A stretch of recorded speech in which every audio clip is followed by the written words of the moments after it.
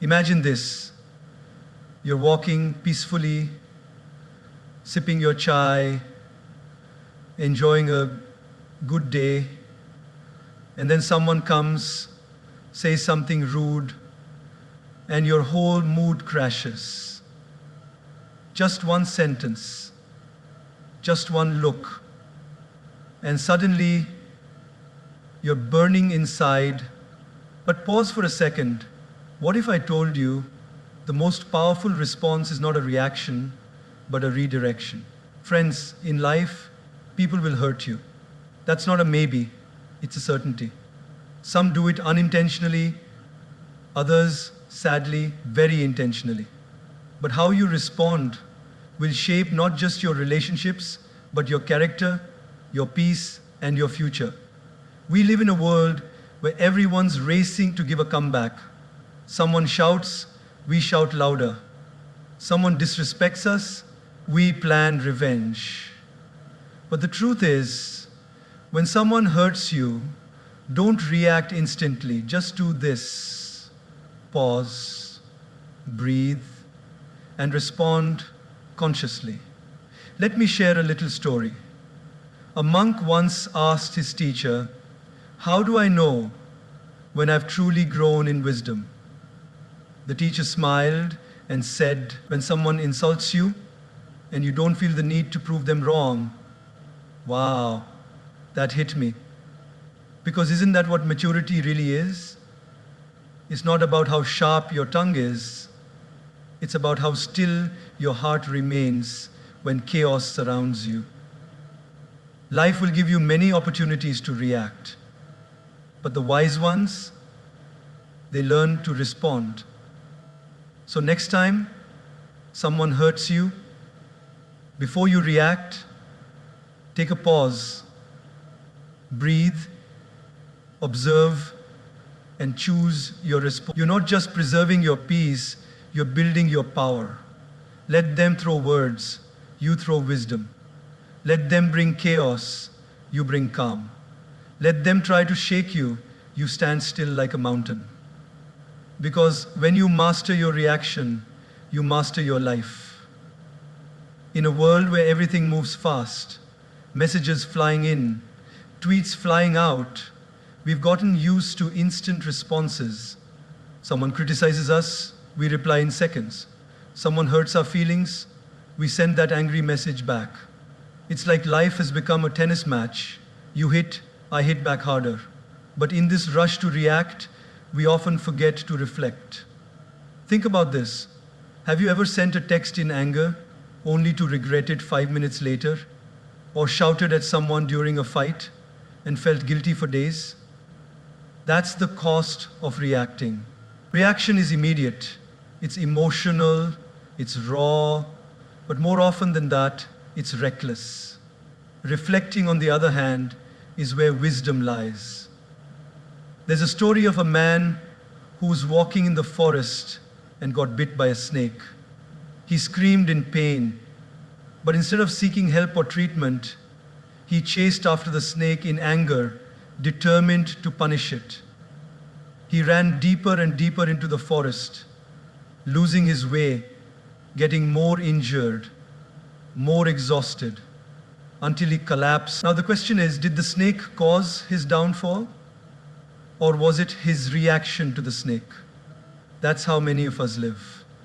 Someone says something to us, a rude comment, a sarcastic jab, or just a look, and we chase after the pain with our reaction. We carry it with us all day, sometimes all week. We go home and tell everyone how hurt we are. We post about it. We replay it in our mind like a movie stuck on loop. But what if instead we just paused and reflected? Imagine someone honks at you aggressively while driving. Now, one option is to scream back, speed up, and let road rage take over. But what does that lead to? Stress, anxiety, maybe even a dangerous accident. But another option is to smile softly, take a deep breath, and think, maybe they're having a bad day, maybe they're rushing to a hospital, Maybe they just lost their job. You don't know their story, but you know yours. And your story is too precious to be ruined by a moment of someone else's instability. Reflection gives you space to see beyond the moment. It allows you to observe your emotions without becoming a prisoner of them. It's like the difference between a spark and a wildfire. The spark is the moment someone says something hurtful. But the wildfire, that's what you create when you pour your reaction onto it. Gaur Gopal Das often reminds us our emotions are like guests. They come and go. But if we react immediately, we become permanent hosts to temporary visitors. When we reflect, we let those emotions pass without giving them the keys to our peace. Let's take a real-life example. Suppose you're at work. You've worked hard on a project for weeks. You finally present it in a meeting, and instead of praise, your boss picks on small errors in front of everyone. Your face flushes, your ego burns, the urge to defend yourself kicks in. But in that moment, if you react, if you argue or walk out, you lose more than the argument. You lose trust, you lose your cool, and maybe even your credibility. But if you pause and reflect, something magical happens. You might realize your boss was under pressure, or that the feedback, though harsh, can help you improve. You might decide to have a calm conversation later, rather than create drama now. That's the power of reflection. It gives you control over the moment instead of being controlled by it. Children react, adults respond. The difference? Reflection. When someone hurts you, try this. Step away for a moment. Go for a walk. Write down what you're feeling. Talk to a friend you trust. Give yourself a few hours or even a day before responding. You'll be amazed how differently you see things once the emotional fog has cleared. Your dignity, your peace, your happiness, none of these should be sacrificed just because someone else lost control of their behavior. When you react, you mirror their behavior. But when you reflect, you rise above it. Every time you resist the urge to react, you're training your mind to operate from wisdom, not wounds. And this training, over time, makes you unshakable. So next time someone hurts you, don't reach for your phone, don't raise your voice, don't sharpen your tongue. Just take a breath, close your eyes, and reflect. Because true power lies not in how consciously you choose to.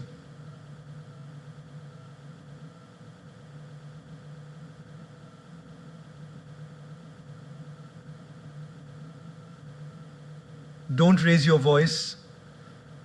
Don't sharpen your tongue. Just take a breath, close your eyes, and reflect. Because true power lies not in how quickly you react to everything, but in how you first take a deep breath. There is a simple wisdom in something we all do every second of our life: breathe. Yet, in moments of stress, anger, or hurt, we forget to do just that. We forget to breathe before we speak. And because of that, we often say things we don't mean, act in ways we later regret, and damage relationships that matter to us. Think about this for a moment. How many times in life have you said something in the heat of the moment, only to wish you could take it back a few minutes later? Maybe you were tired, maybe someone pushed your buttons, or maybe you were just having a rough day. But the words came out sharp, impulsive, and raw. And just like that, they hurt someone you care about. That's the power of words, spoken without breathing, without thinking. Breathing before speaking is not just about inhaling air. It's about creating space between the trigger and the response. That one breath becomes the difference between reacting from emotion and responding with intention. There's a beautiful story often shared in spiritual circles. A man came to the Buddha, angry and frustrated. He insulted the Buddha with harsh words, trying to provoke a reaction. But the Buddha sat still, calm and silent. After some time, the man asked, "Why don't you respond?" The Buddha gently replied, "If someone offers you a gift and you do not accept it, to whom does the gift belong?" The man replied, "To the one who offered it." The Buddha smiled and said, "In the same way, I do not accept your anger. It remains with you." Now pause and reflect. How was the Buddha able to stay so calm? The answer lies in that silent gap, that pause, that breath, that moment of stillness gave him the clarity to not take on someone else's negativity. And we can do the same. Let's take an everyday example. Imagine you're in a team meeting. You share an idea you're proud of, something you've worked hard on, and a colleague dismisses it instantly, even ridicules it. You feel the sting of embarrassment, the flush of anger rising up your neck. Every cell in your body wants to snap back to prove them wrong. But instead, you take one deep breath, just one, in through your nose, out through your mouth. In that moment, your heart slows, your mind clears, and instead of reacting with anger, you respond with grace. Thank you for your feedback. Would love to hear more about your perspective. Just like that, you've transformed the energy in the room. You've led with wisdom, not ego. This one breath, this pause, becomes your superpower. You see, when we're emotionally charged, our brain operates from the amygdala, the fight or flight center. It's survival mode. That's why we lash out, shut down, or get defensive. But the moment we breathe consciously, we activate the prefrontal cortex, the rational part of the brain. Suddenly, we're not reacting from fear or anger, we're responding with thought and maturity. Gaur Gopal often says, if you can control your breath, you can control your life. And it's true. The breath is the bridge between your mind and your emotions. It's the invisible thread that ties your inner world to your outer actions. Let's take another example. Picture a parent who just got home after a long, exhausting day. The house is a mess, the kids are shouting, and one of them spills juice all over the floor. The parent is at the edge of snapping. But they stop. They close their eyes, take a deep breath, and count to 5. Suddenly, they see things differently. They see the laughter of their child, the innocence in the mistake, and instead of yelling, they kneel down, clean the mess, and turn it into a moment of connection. That breath saved the moment. That breath protected the relationship. So often, what we need is not more words, but more space between our words, more silence between our emotions, more breath between our impulses. When someone says something hurtful, before you reply, breathe.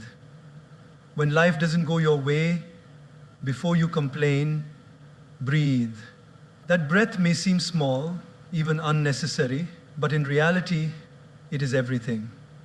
It gives you time to choose your tone. It gives you space to think. And most importantly, it gives you the power to stay in control of yourself. Words once spoken cannot be unsaid, but words delayed through breath can be transformed. And often, silence says more than speech ever could.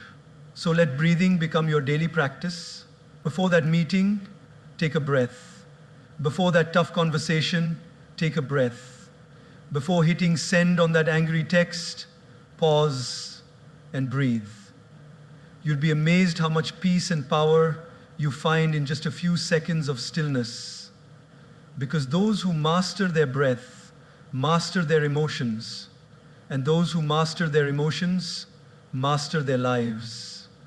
It's one of those statements that sounds simple, but holds a deep, transformative truth. Hurt people hurt people. It means that those who inflict pain are often the ones who are silently bleeding inside. When someone lashes out at you, mocks you, ignores you, betrays you, or treats you unfairly, it's natural to take it personally. It's human to feel offended. But the moment we look beyond their behavior and try to understand the pain behind their action, something changes in us. Our heart softens. Our reaction transforms into reflection, and instead of returning pain with more pain, we begin to respond with compassion. Picture this. You walk into a bakery, smile at the cashier, and cheerfully say, "Good morning," but she just glares at you and grumbles, "What do you want?" For a second, your pride kicks in. How rude! Who does she think she is? But then you pause. You wonder, maybe she's going through something. Perhaps she woke up to bad news. Maybe she's struggling financially. Maybe her child is unwell, or she had a fight with someone she loves.